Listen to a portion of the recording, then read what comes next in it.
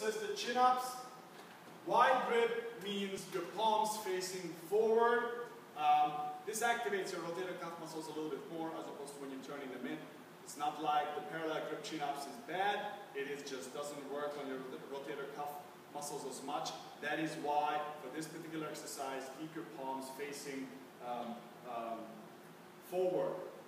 Pay attention with the chin-up exercises that you don't cross your legs. Okay, your body, your nervous system learns in very specific ways.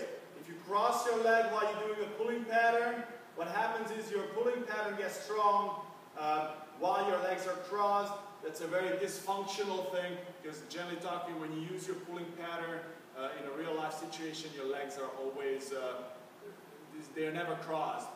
They're always bolted to the ground, so to say, by gravity. And generally talking, people don't stand around cross-legged.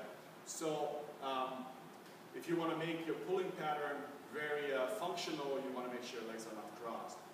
Pay attention that you don't have an excessive arch in your lower back when you're doing chin-ups. Okay? A good way to counterbalance the arch in the lower back, if you squeeze your buttocks a tiny bit while you're doing any kind of chin-ups, let it be free chin-ups or assisted chin-ups. Pay attention that your neck is not in any kind of odd positions. Keep it in a natural position all the way while you're doing this one. You can bend your knee, that's fine. Squeeze your butt to make sure that your lower back is not overly arched. You can suck in your belly button towards your spine a little bit, pulling yourself up. Pay attention that your forearm not start to rotate inward. Okay? So the forearm should maintain constantly aligned with your body basically. So till your wrist stays straight.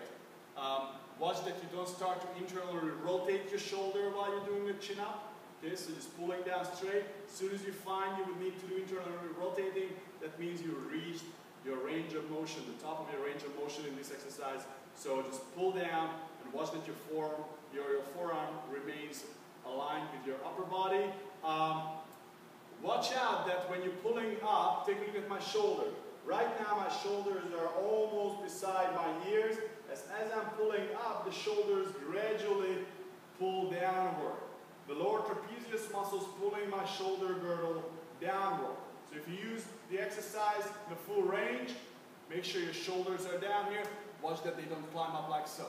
So pulling them down and go all the way down. And as you're approaching the bottom position, obviously your shoulders are going to climb up to your ear. This way you're not only exercising the big chunk of muscle of your latissimus dorsi, but you're also making sure that all those muscles, the lower trapezius muscles, which are pulling your shoulder down and rotating it backward, also gets a good exercise.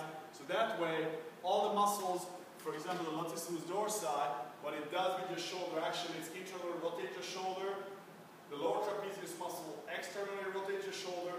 If you strengthen both, then while you're doing this exercise, it's also good for your posture, maintains your shoulder nice on the side of your body as opposed to doing this bodybuilder type of shoulder, which is not very good for your posture. It's irritating your spine, your cervical spine constantly. So this was the assisted chin-ups.